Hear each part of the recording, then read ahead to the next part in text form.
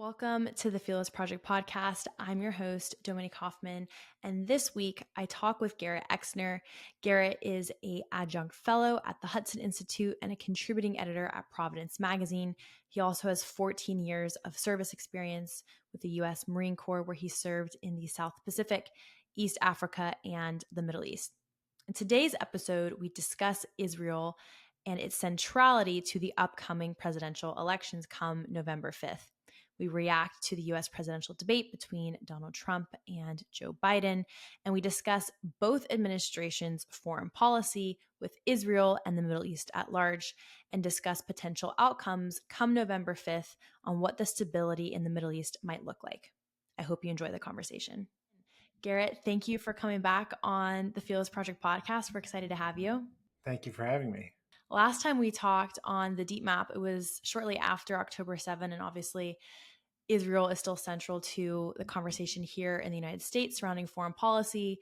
And the question came up during the presidential debate a few weeks ago, which was to be expected, but the response to the question, I think, needs to be addressed. And then I'd love to turn to what the issue of Israel is going to mean for this next election, and also some of the considerations with TikTok and social media and how that's forming public opinion on foreign policy for our younger generation, which is now coming to voting age. So all really important topics. So the first thing is just want to get your general feel for Israel as an issue. Do you foresee it being a central issue for voters when they show up first Tuesday of November? And does domestic and international terrorism in the U.S.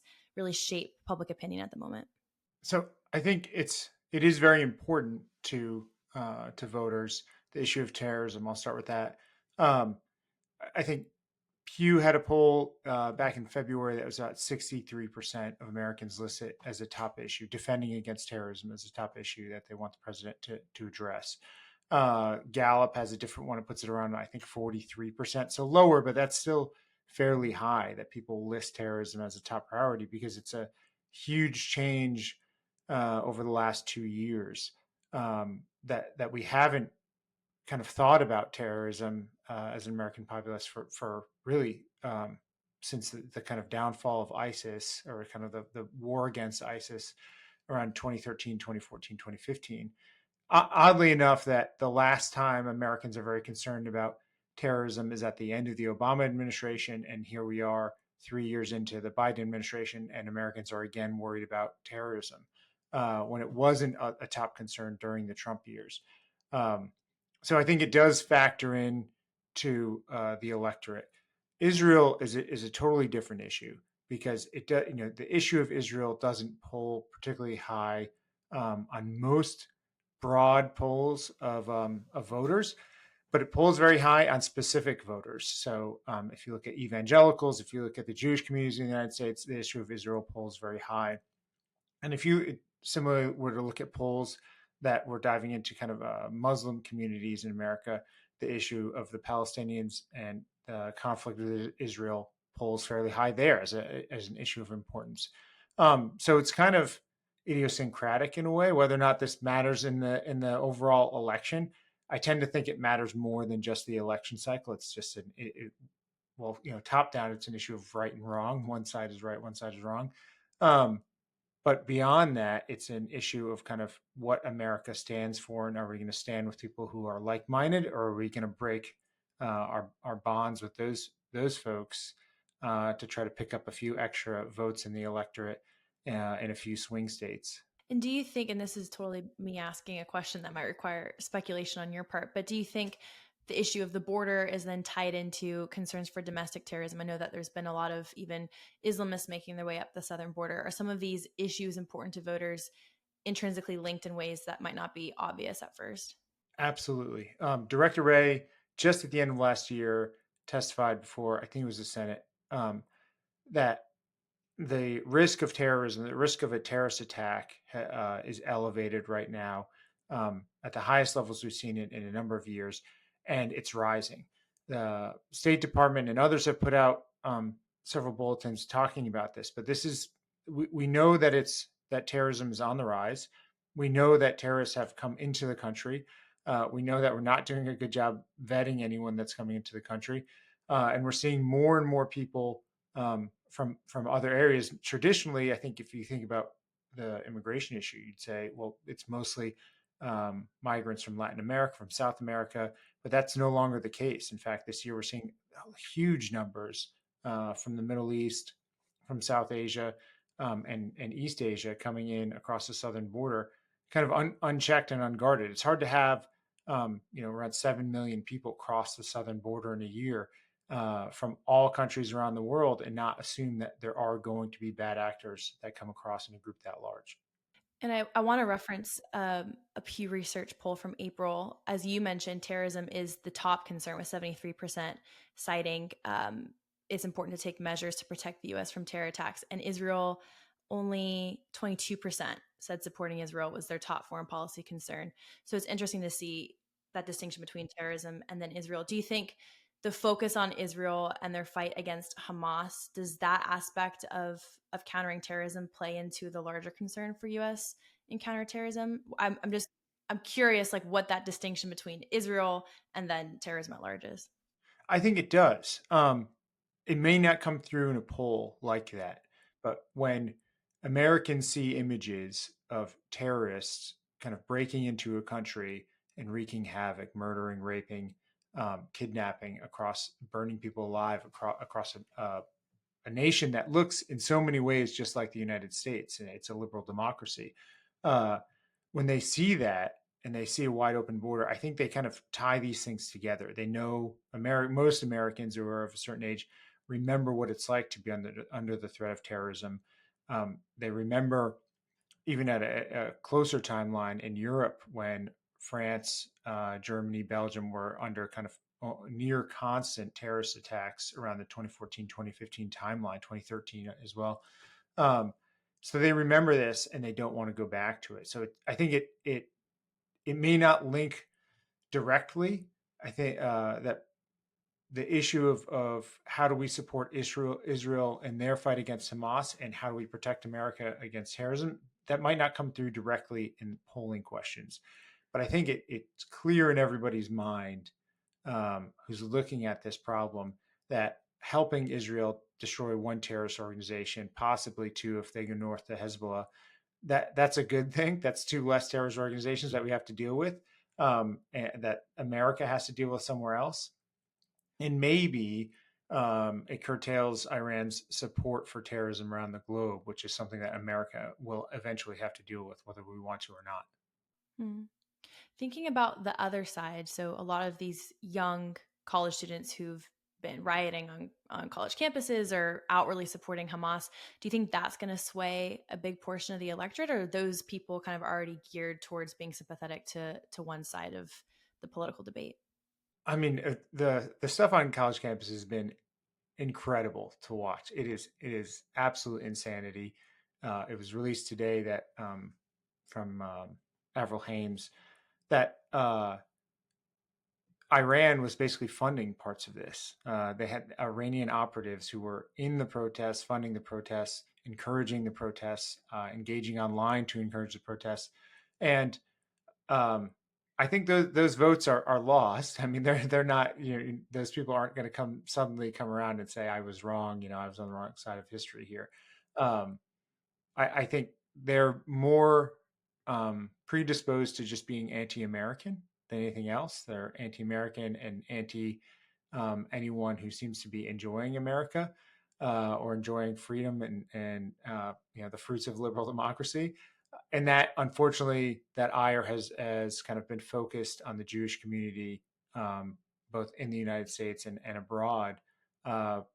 For whatever reason, whatever anti-Semitic reason that they can come up with, they see this as the outlet.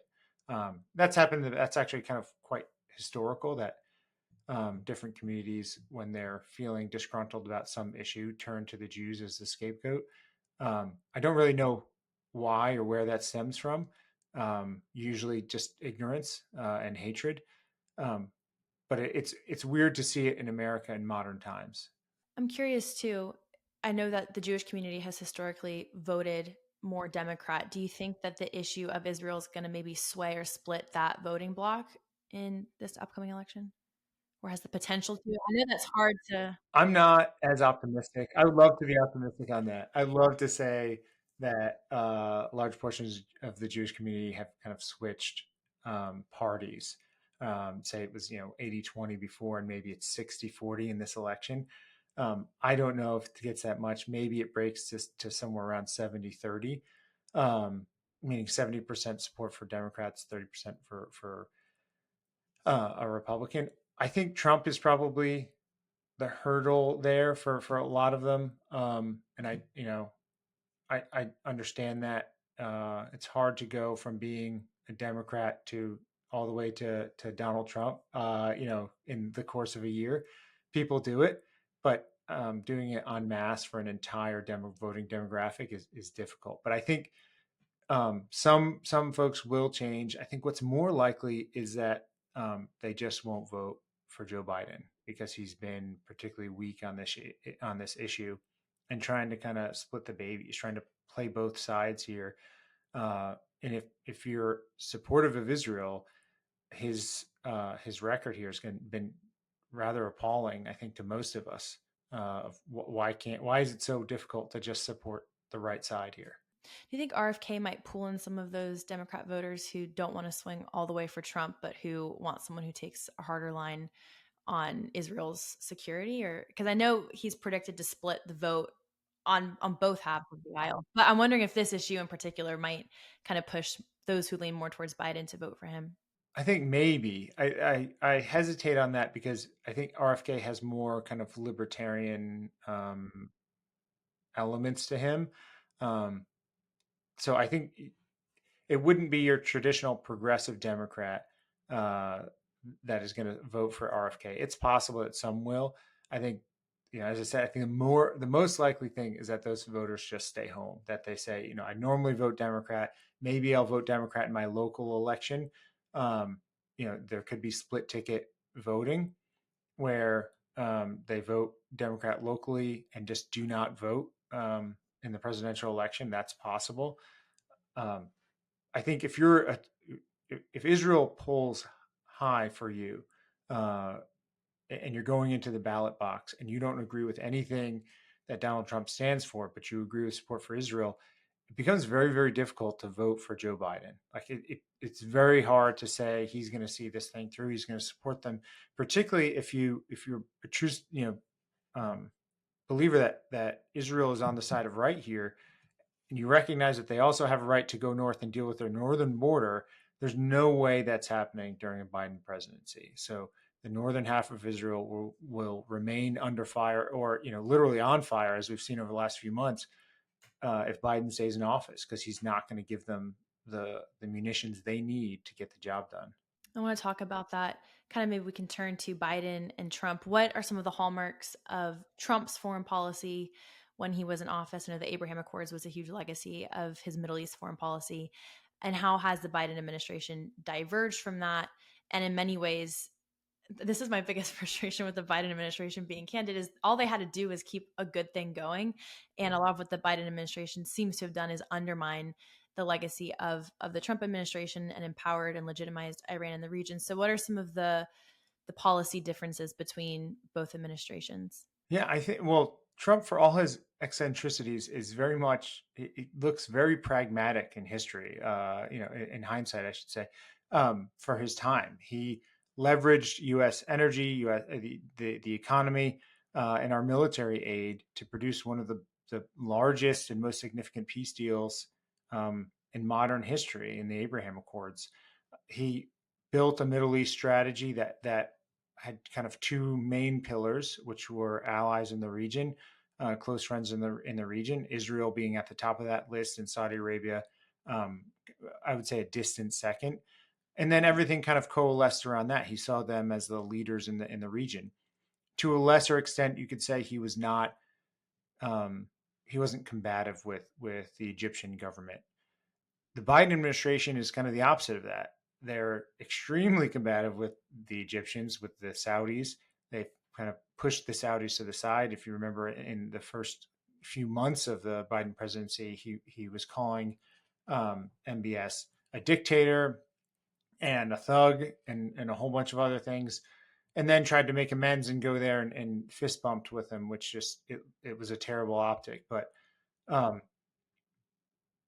Trump looks very pragmatic in how do I kind of leverage the things that we have to produce the outcomes that we want, which I don't think a lot of people would have guessed from kind of the way his rhetoric is on a number of issues. But he seemed to look at the issue, put experts in place, kind of think outside the box or allow them to think outside the box. That's how we got the Abraham Accords. If you remember, John Kerry famously at the end of the Obama administration said there was no way to make a deal without the Palestinians there.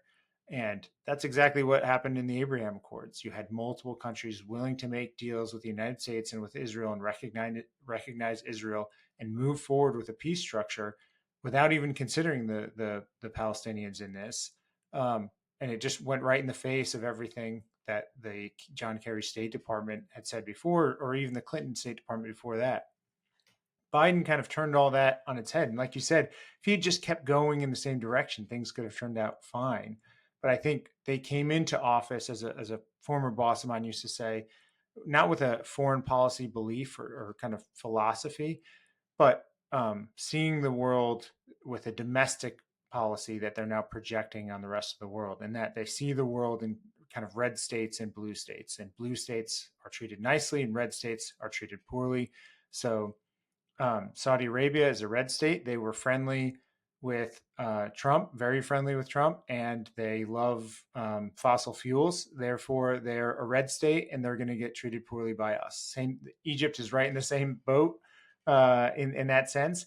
And if you were kind of mean to Trump, then and you had a different foreign policy view, or you were in some way looked at as being a persecuted state in this kind of leftist progressive viewpoint or philosophy, then you deserved outreach. You deserved waivers on sanctions and things like that. That's what happened with Iran. So many of the folks who populated the Obama White House and came back in the Biden now the Biden administration have generally a pro-Iran view because they feel that that's been our kind of how the Middle East has been messed up over the last few years, that we haven't put enough emphasis on giving stuff to Iran.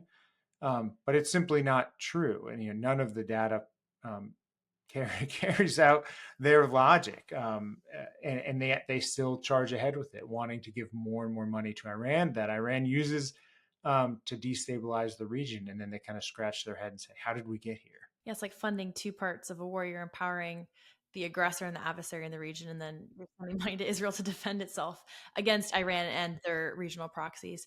I think it's interesting too when thinking about the Biden administration's grand strategy, or maybe lack thereof, pulling out of Afghanistan. I think was that first domino in the disastrous regional foreign policy. And you talk about China in your article on TikTok, but I think it's interesting the lack of regional foreign policy has also opened the door for China to come in as a regional broker in the power vacuum in like the wake of the United States withdrawal. So what do you think Afghanistan kind of unleashed in the region, and could even a potential change in administration with Trump undo that really disastrous foreign policy? I mean, it showed several really bad kind of legacies from there. One is that we don't stand with our allies for too long. We only stand with them when it's convenient for us. I actually point to the withdrawal from Iraq during the Obama administration, which some of the same folks, Secretary Austin and others, then Vice President Biden, who oversaw that and was very proud of it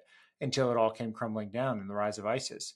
We abandoned units that we had trained with, worked with for years in Iraq, and let them get slaughtered, let them try to fight for themselves without the right equipment and protection that we had been providing. And we did the same thing in Afghanistan. So we taught the world that we won't stand with you when things get rough. And the Trump administration had worked out a plan to do. They had worked out a peace deal. However, they had kept in place, and there was specific language in that deal that said that if the Taliban didn't adhere to anything, we were not leaving, or we're going to continue to conduct counterterrorism in Afghanistan. Pulling out wholesale and pulling out as rapidly as we did and as embarrassingly as we did kind of let everybody know that we're no longer a serious player in the region, and that we don't have the willpower to kind of stay and fight. I think it, as I mentioned, for allies, if you're looking at this, if you're the Kurds in, say, northern Iraq, um, I would be very concerned, and I'd have to look somewhere else. If I'm the Emiratis or if I'm the Saudis, I'd have to say I have to hedge my bets here and make friends with China because the United States is not going to be here. If you contrast our treatment of our allies, whether it's the SDF or the Kurds in northern Syria and northern Iraq, um, or our allies in Afghanistan, with the way that one of our key adversaries, Russia, has treated their allies, Bashar Assad. Assad gave Russia every reason to abandon him in Syria, and yet they never did. They stuck right by him at great cost to themselves and great cost to Assad. And now, 10 years later, in 2013, when this whole thing starts in the Arab Spring, here we are 10 years later, 11 years later, and Assad's still there. The Russians are still standing by him, and we're the ones that broke and wavered and left our allies in the region. That's not a good trend to show the rest of the world. Whenever conflict arises and there's two people that are going to show up, or maybe three, maybe it's us, the Russians, and the Chinese, many of these nations are going to say, America might have a lot of money to give us right now. They might have better military equipment to give us, but they're not going to be here when things get rough. They're going to turn around and they're going to leave, and we're all going to get slaughtered, and we're going to be stuck clinging on to aircraft trying to catch a ride to the United States so we can get our families out. And I think you mentioned too, the Biden administration views the region more in that red or blue state, bipartisan, domestic lens. And China doesn't come in and, try and enforce these liberal domestic ideas on Muslim countries who Yeah. fundamentally reject LGBTQ rights or maybe climate change initiatives. So I think China views the region through a more realist, realpolitik lens that the Biden administration has abandoned, which was more of a legacy of the Trump administration. I want to react to a few clips from the recent presidential debate. It's responding to the question of, there's hostages, 5 of them are American hostages still held in Gaza. And the question posed to Biden and Trump is, what would you do in your administration to put pressure on Hamas and, your role in facilitating the historic alliance between Israel and the United States? So this is the first clip. It's Biden responding to a potential ceasefire. Everyone from the United Nations Security Council straight through to the G7 to the Israelis and Netanyahu himself have endorsed the plan I put forward, which has 3 stages to it. The first stage is trade the hostages for a ceasefire. Second phase is a ceasefire with additional conditions. The third phase is the end of the war. The only one who wants the war to continue is Hamas. Number one, they're the only ones standing out. We're still pushing hard. So, Garrett, what was your response maybe to the Biden administration's handling of just the hostage negotiations alone? Okay. I mean, I have to say, first of all, it's so painful to watch the clips from that debate. I did not watch it in real time because, I didn't assume that it was going to be that bad, but it is so painful to try to get through one of his answers. It's hard to follow what he's saying for so many reasons. But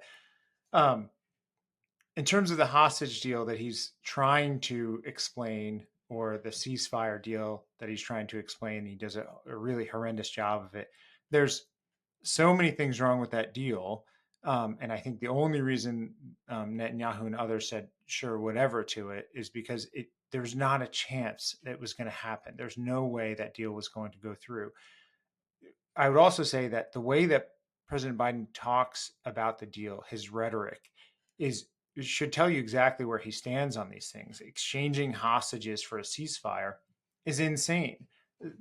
Hamas wants a ceasefire because they want to survive, because Israel is about to wipe them out. They're going to give up the hostages that they took in order to survive. Logically, if you're the president of the United States, that's not a good outcome. You're going to get back some of the hostages, and that was his deal. You're going to get some of them back now, some of them back later, and it was only live hostages up front. Well, who's to tell what's alive and what's not? So they could say, here's all the ones that are alive right now. We only have 15 that are alive out of the 100 and so that are still there. And we're going to hold on to some of the more valuable ones, like the American citizens. And then later say, oh, no, we do have more that are alive. Or, some of the ones that they've kept that are still alive, they just have to kill them later. It's a terrible deal. And there was really no clarification of how Israel was going to move out of some of these places. They said they were going to move out of urban areas and maybe stay on some of the more rural areas within Gaza, and then slowly move out. But all of this was just going to allow Hamas to survive in the end and kind of rebuild their stockpiles. Hamas has no intention of kind of giving up the fight against Israel. So why would we capitulate at this point? I think everybody wants the hostages out. What's unfortunate is that the plan that they're putting forward puts all of the emphasis on Israel to kind of make the ceasefire happen, and that would somehow get some of the hostages back. There's been no pressure placed on Qatar. There's been no pressure on Iran at all to do anything, and it kind of baffles everyone watching that has seen this region for a while and understands it, to see that we're only going to put pressure on our friend and not on any of our enemies to push forward the ceasefire deal. He does a terrible job explaining it, but somehow it's more confusing and less coherent in the written form than what he said there. Yeah, absolutely. It's very frustrating, as you said, because it also empowers Hamas, like the whole structure of the deal. And then Netanyahu, just to correct Biden and fact check him, he said, "I will not stop the war and leave Hamas standing in Gaza," in response to if he would follow through with the deal that Biden put forth. And largely, the Biden administration has been a weak negotiator in this. I know Egypt and Qatar have been more influential actors in trying to negotiate some sort of lopsided or asymmetric deal between Israel and Hamas. But Israel has upheld that no deal will be accepted if it allows Hamas to remain in power and survive. And so those were Netanyahu's goals. Hamas is destroyed and the hostages are returned. Those are the two goals. And they may be in conflict at times, but Israel has not wavered on this. And somehow the Biden administration's plan is to make them break from their goals instead of pressing Hamas to break from theirs. I'd also like to just interject here the idea that we have 5 American hostages that are there. That I don't know if you remember this, but about 2 months ago, during a discussion about it, President Biden could barely get out the name of one of the hostages, and said that he was there in the crowd with them that day, and then corrected himself when he realized, oh, this guy's a hostage. He's not here with us. If you contrast that with the way that they went all in to get back Brittany Griner, and the way that they've kind of obfuscated their responsibilities with either Paul Whelan or the Wall Street Journal journalist who's held in Moscow, it basically looks like if you're of the wrong demographic, then this administration is not going to make any effort to get you back. You're a second-class citizen to them, and they're not going to come looking for you. We have a military. We're very good at getting hostages back. President Trump did this over and over and over again with multiple hostages. I don't know why we're not. The leverage should be, if you don't give them back, the United States is going to come in and get our hostages back. they're collateral damage, as you pointed out, to this administration. I think it's also so interesting that, the party of love and of tolerance and, humanitarian aid is actually perpetuating the conflict. It's a manufactured conflict to a large extent because we empowered Iran and then we saw them empower Hamas, and October 7th happened. And now we're continuing the conflict. It's almost like a Twilight Zone where you just want to kind of scream like this. They're continuing the horrific war that does affect innocent Palestinian lives. But again, like you said, I think it's insane that we aren't supporting an ally, but we're putting pressure on our ally to capitulate to an enemy. So this is Biden on what he claims is his hard line on Iran. The world against Iran when they had a full-blown intercontinental ballistic missile attack on Israel. No one was hurt. No one Israeli was accidentally killed, and it stopped. We saved Israel. We are the biggest producer of support for Israel of anyone in the world. And so there are two different things. Hamas cannot be allowed to be continued. We continue to send our experts and our intelligence people as to how they can get Hamas like we did bin Laden. I'm not even sure what Biden's point was. He was essentially trying to say that he's taken a hard line with Iran, and he got all the regional partners to help Israel defend against the April attack and provocation by Iran. He fails to mention he's given them $16 billion in unfrozen assets and sanction waivers so that China or other enemy can buy oil from Iran. He forgets to mention all of that. So what are your thoughts even on his foreign policy with Iran and empowering them in particular? Depending on who you're reading, the number of the billions of dollars that he's given to Iran, either in waivers or energy production, is somewhere around $70 billion. It's insanely high. And we saw this during the Obama administration when they gave money to Iran. Iran sent it to terrorist organizations. They have no desire to kind of do anything in their country. The same way that as we provide aid into Gaza, they don't build any infrastructure. They just build tunnels and rockets to go conduct terrorist attacks. So his answer is just, it's incoherent. It doesn't make sense. And his idea that because they shot down Iranian missiles along with other coalition members that were headed into Israel, where there's a ton of U.S. citizens, where there's U.S. military personnel, and they happened to shoot down missiles that were coming in, that Iran gave them a day notice about, that said, hey, we're firing. They'll be there later tomorrow, just in case you want to shoot them down. And they're going really, really slow. And the White House said, yes, we should shoot these down. And that's considered a hard line. If a criminal in the street shoots at me and somehow I'm not hit by the bullet because I moved out of the way, that's not me taking a hard line against that criminal. That's just me not allowing myself to be killed. So or in this case, our citizens to be killed. That's not a hard line. He's actually been incredibly soft on Iran. And we see this from O'Malley and others who pushed for an Iran deal at all costs. They wanted another Iran deal. This was the kind of pinnacle of the Biden foreign policy movement, was that they were going to get a deal with Iran and everything. It was going to usher in peace in the Middle East. And when it didn't work, their answer was, well, we just didn't try hard enough and we just didn't give Iran enough stuff. So this time we'll give them more stuff and we'll be even nicer. And somehow Iran is going to change. So it's not what will change Iran's objectives here. They need actually some of the stick and less carrot.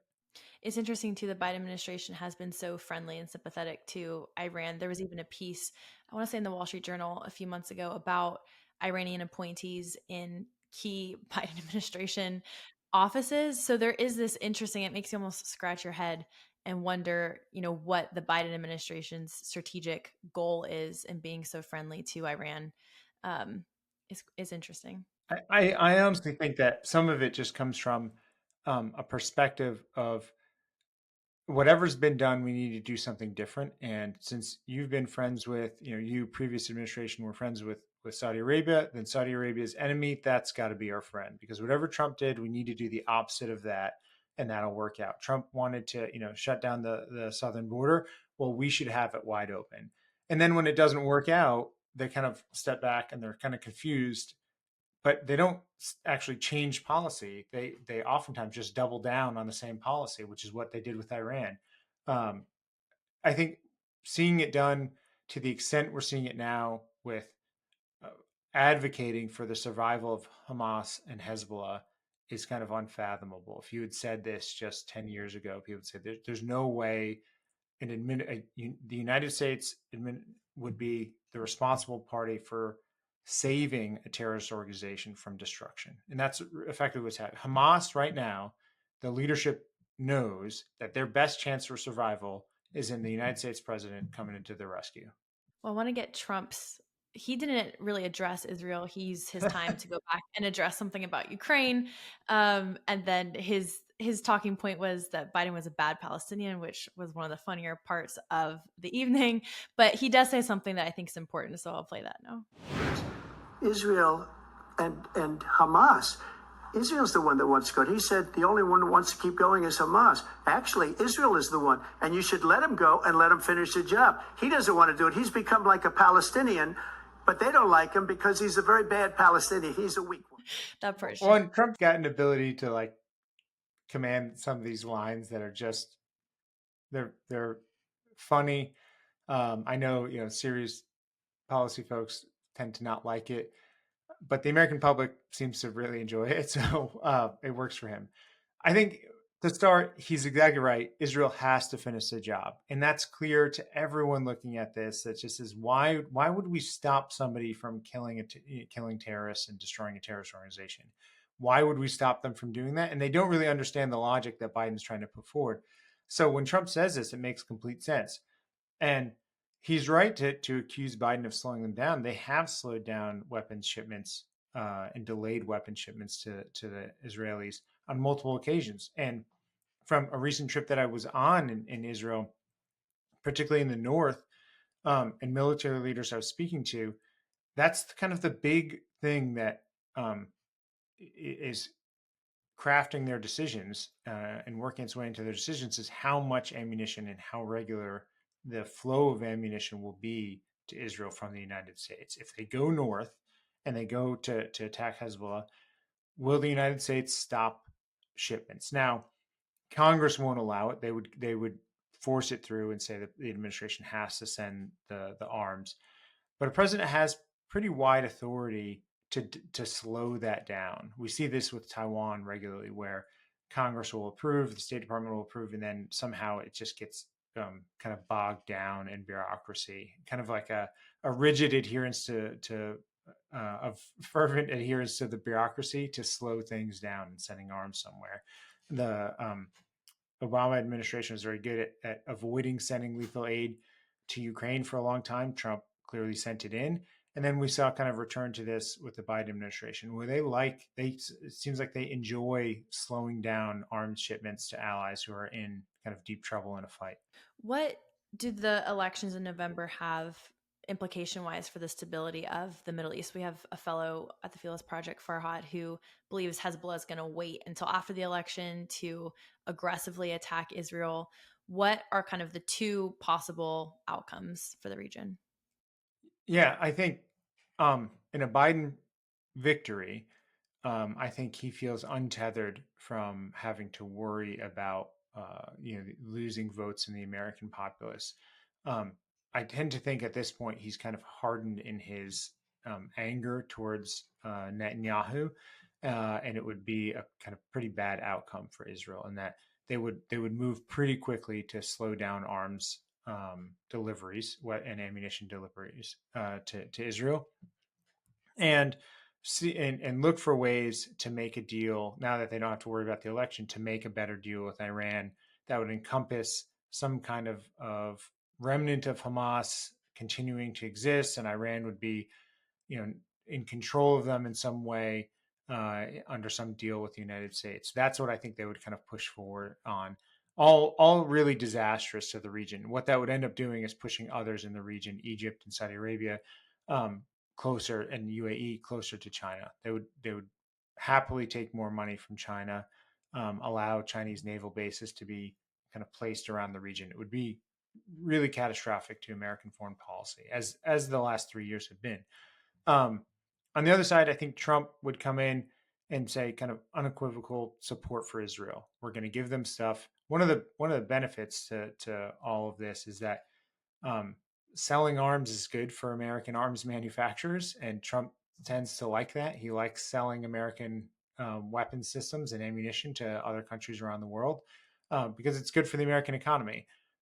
So I think he'd be happy to do it and send more of it. I think he's happy to see terrorists killed, so he wouldn't hesitate to tell Israel that they can go forward and go ahead and push Hezbollah north of the Litani River. And I think he would actually encourage some of our allies to get involved. France recently said that they might get involved and help the Lebanese armed forces deal with Hezbollah, which was a huge step. Imagine how much more that would be if America was willing to lead in that endeavor. I think Britain, France, and others would be happy to step in there and trying to clean up Hezbollah from southern Lebanon.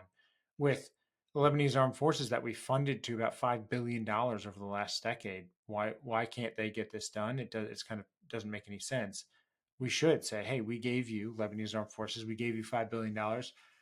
go deal with this problem. That's why we gave you the money. I think Trump would have no problem saying that, and he doesn't really seem to care if it means that there's a conflict in the region, as long as our side is winning.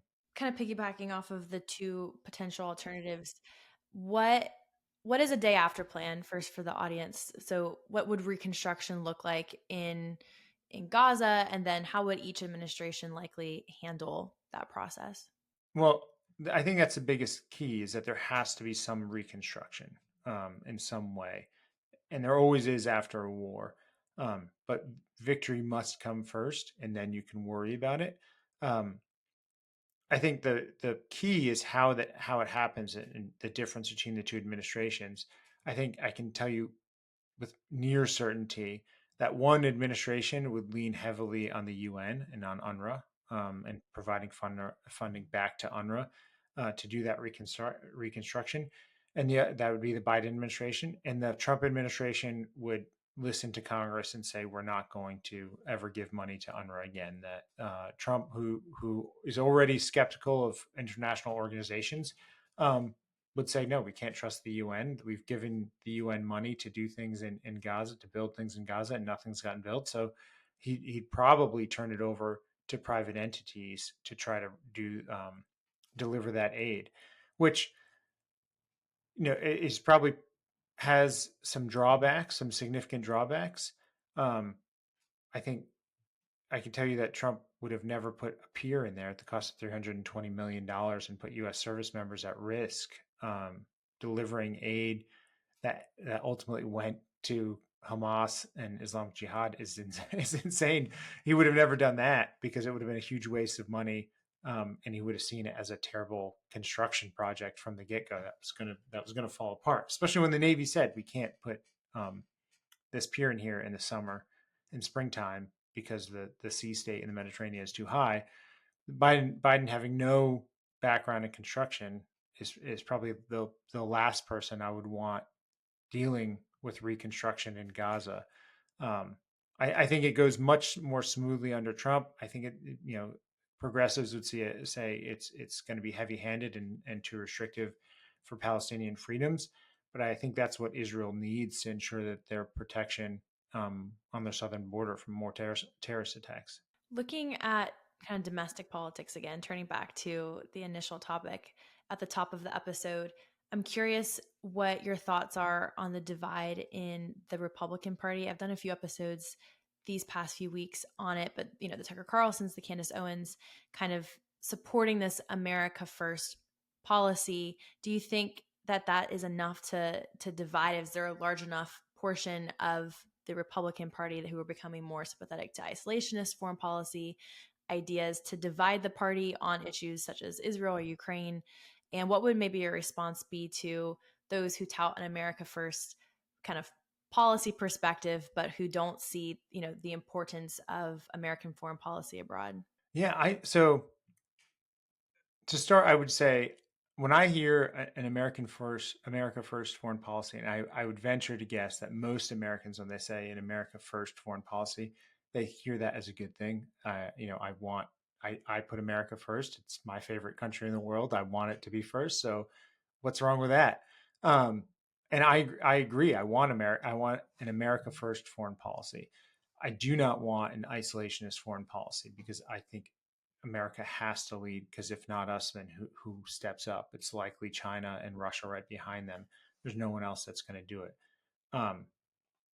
In anything, I'd prefer that my country leads, in everything we do.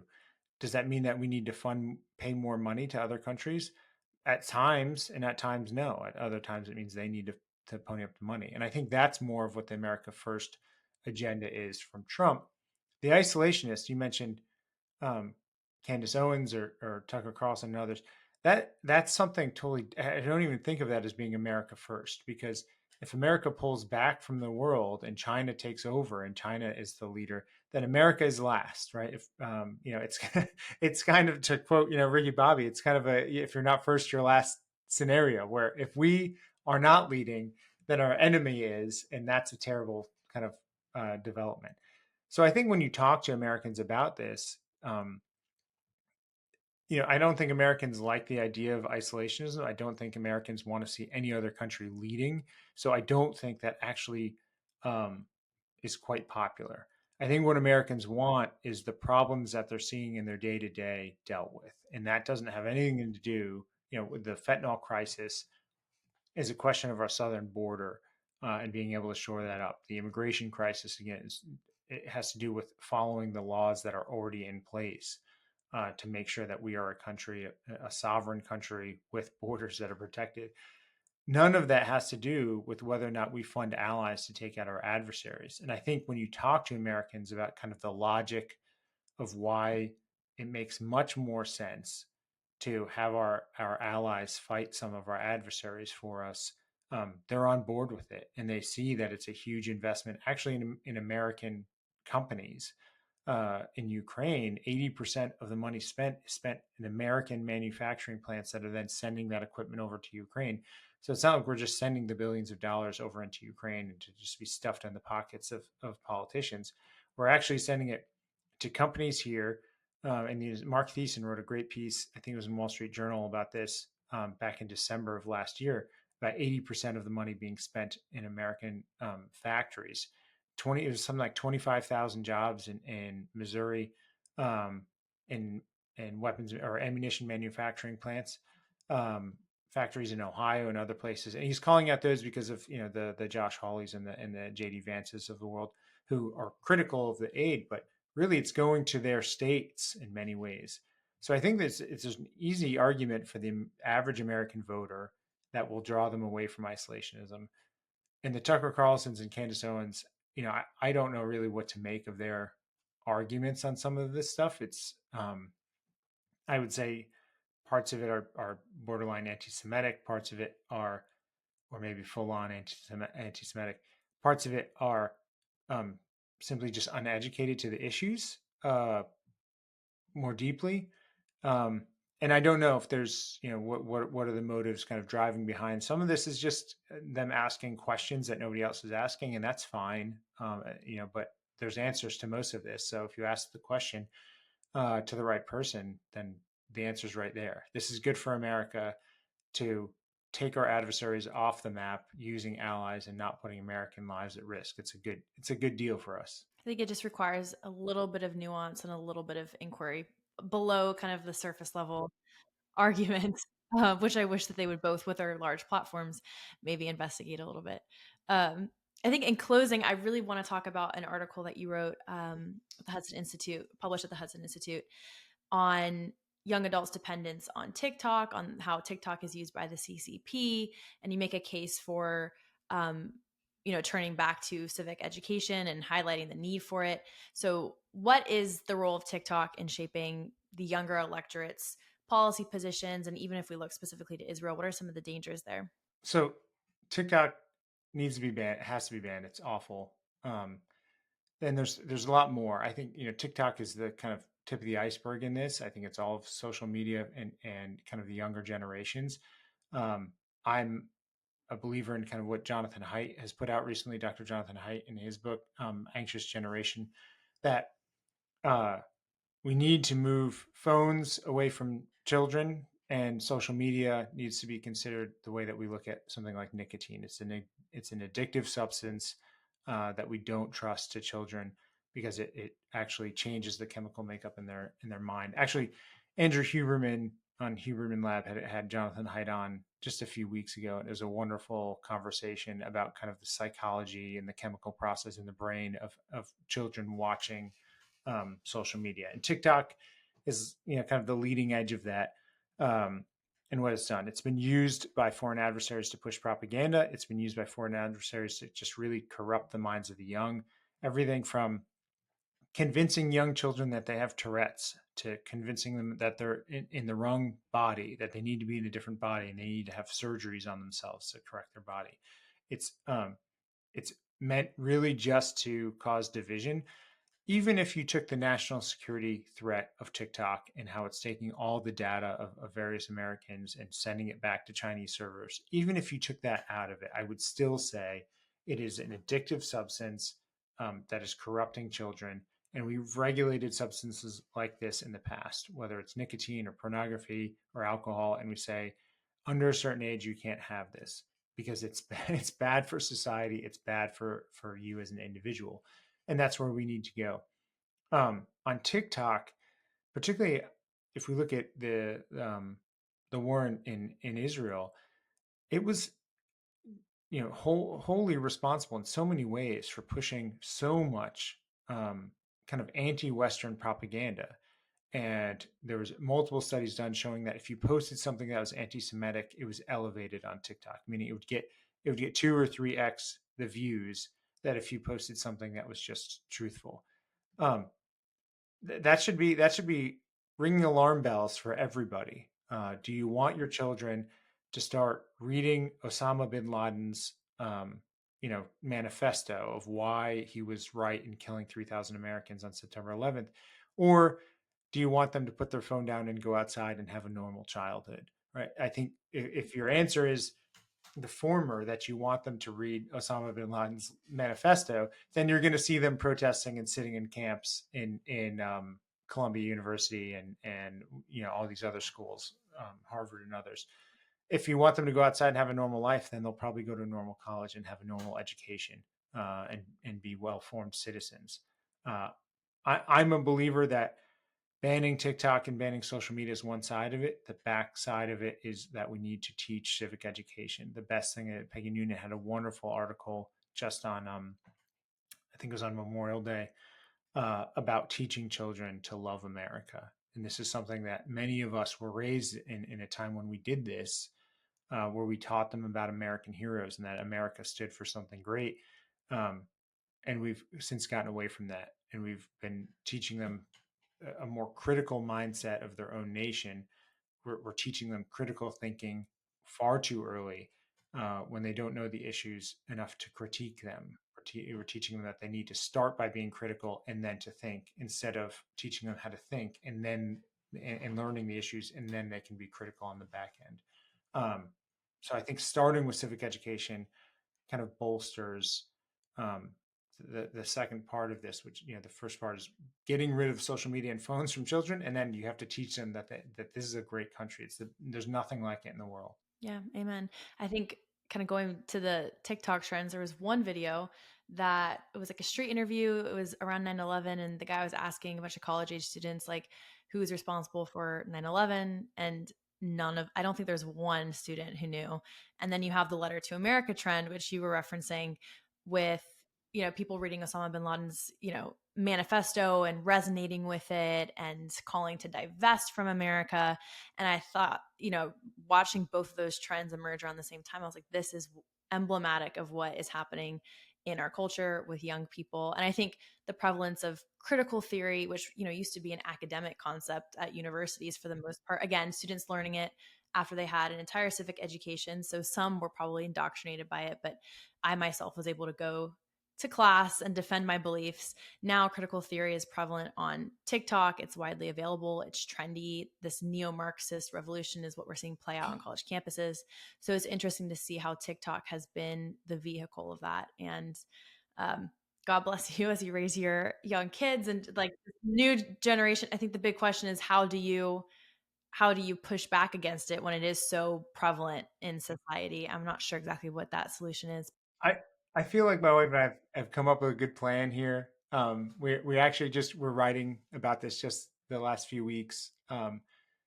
So, one, our kids know they're not having phones until they're much older. They'll probably get a flip phone around 14 or 15 that they can call on, and that's it. And, T9 tech, where they, the push to text type stuff.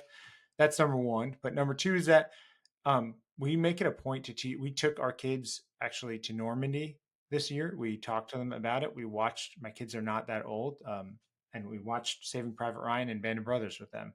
During Memorial Day, we talked to them about Sergeant Nicole Gee, who was killed in Afghanistan. We watched her military funeral with them. We talked to them about the significance of military funeral. We are constantly introducing them to veterans. My daughter's godfather is a veteran. He's my best friend and was wounded pretty horrifically in Afghanistan. And we've talked to them about that, about what happened, about his experience. We've talked to them about 9/11. And they understand now just how great of a country they get to live in. But the only way that happens is if parents are kind of taking the lead and showing them these things. And some might say, showing your 9-year-old Saving Private Ryan, that's too graphic. But I actually think I'm just showing them the history of the world. It's just things that are out there, and it's not graphic. The more that I try to withhold that from them and show them just how heroic the men who stormed those beaches 80 years ago were, I think that's an important thing that they should know. And if their teacher comes to them and tells them America's not great for whatever reason, that teacher's doing that, my kids are already prepared to push back and say, no, I think this is a great country. And I'll tell you all the reasons why, because I've been to these places, to these battlefields, and I've seen how hard it was for these men to climb these cliffs. So you're wrong. That's the ideal moment for me, is that my children would be able to stand up for their beliefs in that way. That's amazing. I hope the parents listening in the audience also garner some ideas from this. And you're right, it starts in the home. So thank you so much, Garrett Exner, for coming back on. This was an amazing conversation. And do you have an X handle? Where can our audience follow your written work? I don't. So, as part of my kind of anti-social media, I'm not on X, or formerly Twitter. I don't do Facebook. I'm only on LinkedIn under Garrett Exner.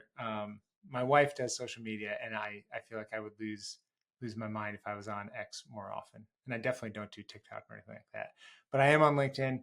And then you can always, the Hudson Institute is always publishing. So if you just go to the Hudson Institute, they keep an update on every interview and piece that I put out. And you also write with Providence Magazine, is that correct? Yes, I'm a contributing editor at Providence Magazine. I'm so glad you brought that up, because they'd be offended if I didn't raise it here. But one of my favorite magazines, of course, because I contribute there, but generally on realism, Christian realism, and just war theory, and I talk a lot about history if I write there. How it relates to kind of modern conflicts we're seeing. I can recommend both Hudson and Providence, because I'm an enjoyer of both. So thank you so much, and we'll have to have you on soon. Awesome. Thank you so much. Have a great day. Thank you for listening to this week's episode of the Fearless Project podcast. I'm so glad to have you. The Fearless Project is a non-for-profit. If you would like to contribute to our education endeavors, there'll be a link in the description below. And if you're interested in learning more about Israel and the Middle East, I encourage you to check out our online academy, which explores the theological, historical, and political context of the Middle East at large and of Israel. You can find the online academy at pathfinder.philosproject.org. I'll see you next week.